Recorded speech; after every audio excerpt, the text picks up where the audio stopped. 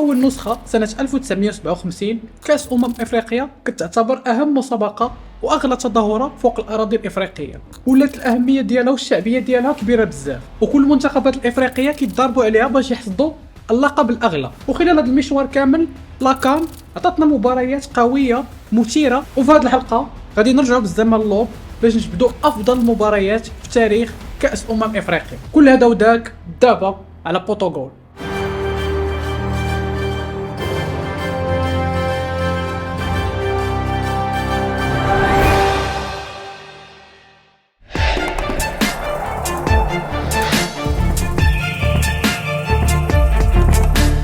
مشاهدي بوتوغول، مرحبا بكم في حلقه جديده. اول ماتش غادي نهضروا عليه هو الماتش اللي كان كيجمع بين مصر والكاميرون في النهائي ديال الكان ديال 1986. هاد لاكان اللي كانت منظمه في مصر، فمن بعد ما الكاميرون ومصر دازو هما الاولين ديال الجروب ديالهم، والكاميرون قصات في طريقها في نصف النهائي الكوت ديفوار، ومصر قصات المغرب في نصف النهائي. جوج ديال العمالقه ديال لافريك غادي يتلاقاو في النهائي. الكاميرون اللي كانت يلاه ربحت النسخه ديال قبل ديال سنه 1984 جايه باش تدافع على اللقب ديالها وتاكد السيطره ديالها، ومصر امام الجماهير ديالها وفوق الاراضي ديالها كتقلب على اللقب الثالث في التاريخ ديالها واللي غاب عليها منذ 27 سنه. وبصراحه هذا الماتش كيتعتبر من اقوى الماتشات اللي دازو في لاكان، ماشي للمستوى التقني ديالو ولكن للضغط الكبير اللي عرفوا هذا الماتش واللي ميمكنش تصوروه. فالماتش غادي تلعب امام 100,000 متفرج، وهذا من اعلى معدلات حضور الجماهير في التاريخ ديال لاكان. الماتش كذلك كان كيعرف الحضور ديال الرئيس ديال مصر، والجماهير كامله كانت حاضره وكانوا لابسين كرافطات، كاملين لابسين دي كرافات، يعني احتراما لهذا الموعد الكروي كبير اللي بشحال هادي وما كيتسناو. الماتش غادي يكون مزير بزاف، كيعرف ضغط كبير، يعني الضغط الجمهور كان كيأثر على اللاعبين، وهذا الضغط ما كانش غير في الصالح ديال مصر، فكان حتى ضدهم في بعض اللقطات، لانه مجرد كتضيع شي فرصه كتسمع بزاف ديال الغوات وردود فعل غاضبه من الجمهور. وكان ماتش اللي فيه بزاف ديال الصراعات البدنيه والتكتيكي لاقصى حد، فكانت معركه حقيقيه اللي حتى واحد ما غيستسلم فيها وغيسالي الماتش في الوقت الاصلي ب0-0 حتى في الاشواط الاضافيه، حتى شي فريق ما يقدر انه يسجل. وغادي يمشي الماتش في بيلانتيات وسط هذه الاجواء الحماسيه، وغادي تمكن مصر انها تربح ب5-4 وتتوج باللقب الثالث ديالها في المسار ديالها في كأس افريقيا.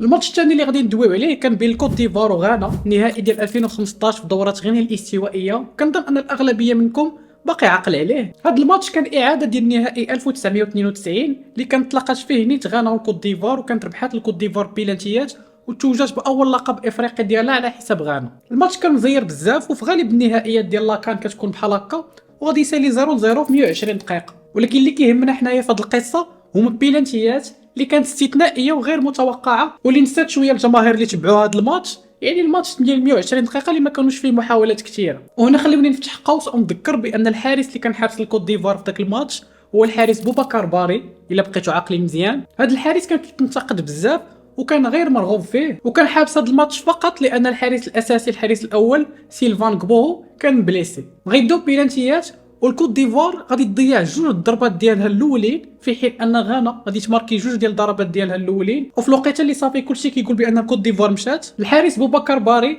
غادي يتمكن انه يحبس البيلانتي الثالث ديال غانا، ومن بعد لاعب اخر غاني حتى هو غادي يضيع، وغادي يتعادلوا وغادي يبقاو مستمرين ضربات الجزاء حتى الضربه العاشره. فين مره اخرى الحارس باري غادي يتالق وغادي يصدها، وهاد المره هو براسو هو اللي غادي يتوجه انه يتيري الركله الاخيره والحاسمه وغيماركيها، وغيهدي الكوت ديفوار الكام ديالها الثانيه اللي تسناتو لمده ديال 23 سنه. والحارس اللي كان غير مرغوب فيه كان هو البطل ديال هذه الليله التاريخيه اللي عاشتها الكوت ديفوار.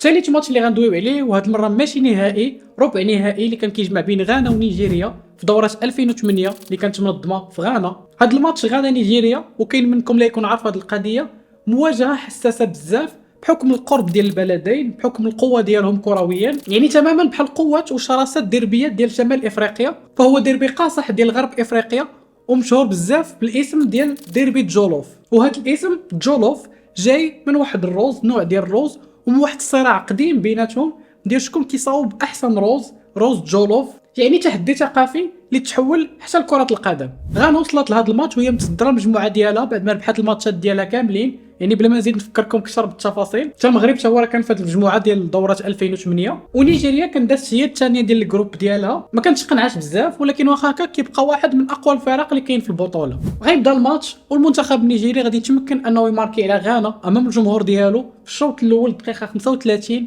عن طريق ضربه جزاء اللي ماركاها اللاعب ايغبيني ياكوبو. وفي اللحظات الاخيره ديال الشوط الاول المنتخب الغاني غادي يتمكن انه يماركي التعادل عن طريق ضربه راسيه محكمه اللاعب ميكائيل إيسيان. وهذا الماتش كان كيتميز بزاف ديال الضرب، بزاف ديال العنف، بزاف ديال طاكل، يعني داكشي ديال يدوز نشا يدوز كره. وفي الشوط الثاني بالضبط في الدقيقه 60 المدافع الغاني والكابيتان ديال غانا جون مينساه غادي يتعرض للطرد، وغتكمل غانا الماتش ب 10 اللاعبين. هادشي اللي غيخلي نيجيريا انها تطلع من الضغط ديالها وغادي دير محاولات خطيره. وعكس مجرى اللعب في الدقيقه 82 ومن هجمه مركزه المنتخب الغاني غيتمكن انه يماركي الهدف الثاني فقط ب 10 لاعبين، وغيماركيه اللاعب جونيور اغوغو. وغتمكن غانا انها تقصي نيجيريا في واحد من اجمل الماتشات اللي عرفتها لاكان. فواخا كان الضرب والعصا والتدخلات وكل شيء، فالمستوى التقني ديال هذا الماتش كان مزيان، وكانوا فيه بزاف ديال المحاولات من الجانبين، لان الماتش كانوا فيه لاعبين كبار اللي كيلعبوا في اعلى مستوى في افضل الفرق الاوروبيه.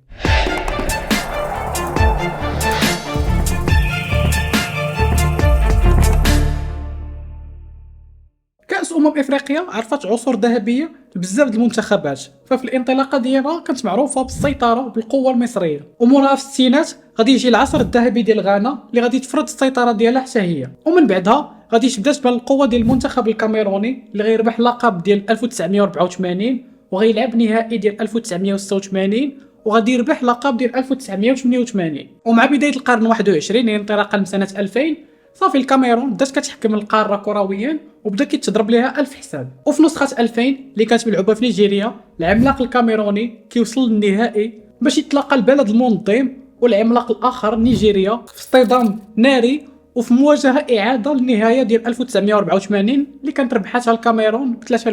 مع بدايه المباراه المنتخب الكاميروني غادي يتمكن انه يماركي الهدف الاول في الدقيقه 26 عن طريق اللاعب صامويل ايتو، ومراها بشويه في الدقيقه 31 اللاعب الكاميروني الاخر مبوما غادي يتمكن انه يزيد الهدف الثاني وغتولي النتيجه 2-0 امام صدمه الجماهير النيجيريه. وقبل نهايه الشوط الاول بدقيقه لاعب نيجيري تشوكوي غادي يتمكن انه يماركي ويقلص الفريق ويسالي الشوط ب2-1. مع البدايه ديال الشوط الثاني المنتخب النيجيري غادي يدخلوا بقوه كبيره، وفي الدقيقه 47 اللاعب اوكوتشا غادي يتمكن انه يسجل الهدف ديال التعادل بواحد الطريقه جميله، واحد من اجمل الاهداف في التاريخ ديال الكان، يعني تير من بعيد من خارج كاري 18. والماتش غادي يبقى مزير، محاوله من هنا محاوله من لهي. صراحه الفريقين بجوج في هذا الماتش لعبوا كره كبيره والنهائي كان في المستوى الكبير. ومن بعد 90 دقيقه و120 دقيقه حتى منتخب مازال ما غادي يعاود يسجل وغيسالي الماتش ب2-2. اذا بيلانتيات جوج ضربات الاولين لكل منتخب غادي يتماركاو، يعني النتيجه في بيلانتيات كانت 2-2. واللاعب النيجيري اللي غيتسدد الضربه الثالثه اللي كان لاعب كانو غادي يضيع، والكاميرون غادي تسجل الضربه ديالها الثالثه. ولكن اللي غادي يشعل هذا الماتش اكثر هو الضربه الرابعه د نيجيريا اللي كان غادي باش يتيريها اللاعب فيكتور إكبيبا. غيشيل الكره وغادي تضرب في البار وغتخرج، ولكن في الاعاده كتبين ان الكره ضربات في الداخل د المرمى قبل ما تخرج، يعني هدف مشروع، ولكن الحكم ما غاديش يحسبوا. والكاميرون غادي تحسم بيلانتيات ب4-3 وغادي تتوج بالكان الثالثه ديالها في التاريخ ديالها امام غضب الجمهور النيجيري اللي بداو كيدخلوا للتيران، وخرجت شي شويه الامور على السيطره حتى تدخل البوليس. وهذا الماتش غيبقى في الذاكره لانه صعيب يتنسى بكاع الاحداث اللي وقعت فيه.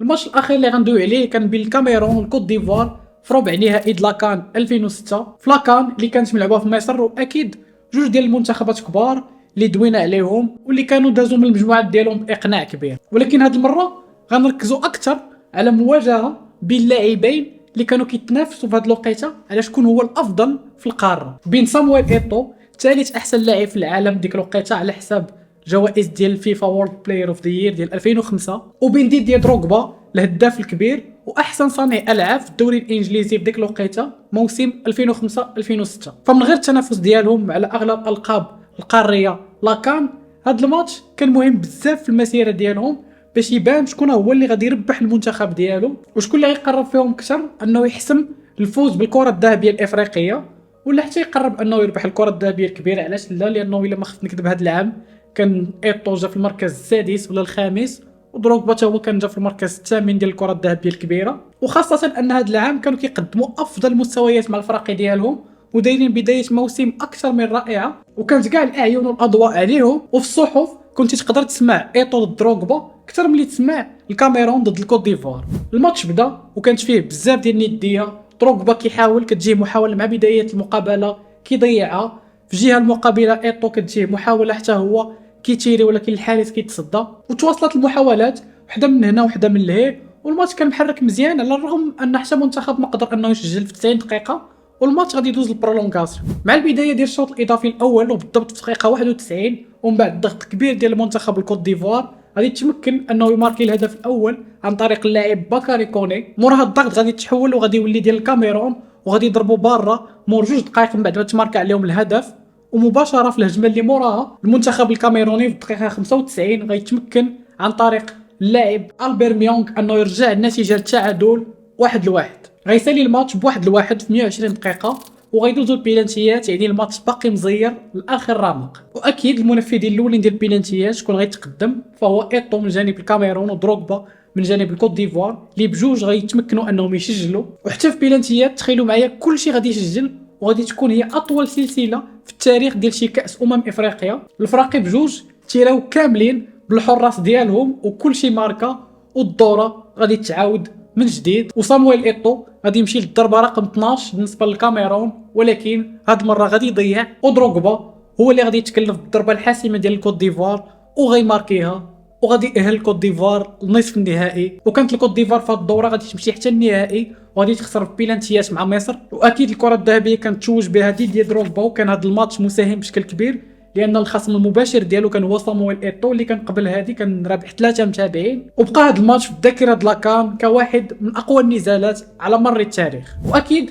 كاينين مواجهات اخرين اللي كانت هي ملحميه واسطوريه، فاكيد مثلا مستقبلا ان شاء الله مازال غنديروا حلقه على اقوى المواجهات العربيه في لاكان. خليو لي في التعليق حتى نتوما شنو هو المباريات اللي بقيتوا عاقلين عليها وبقات في الذهن ديالكم وما نسيتوهاش ديال لاكان. هنا كتسالي الحلقه ديالنا، شكرا بزاف على المتابعه ديالكم، بكم كنا وبكم سنكون. مهدي خليل يحييكم، تلاقاو في فيديو الجاي.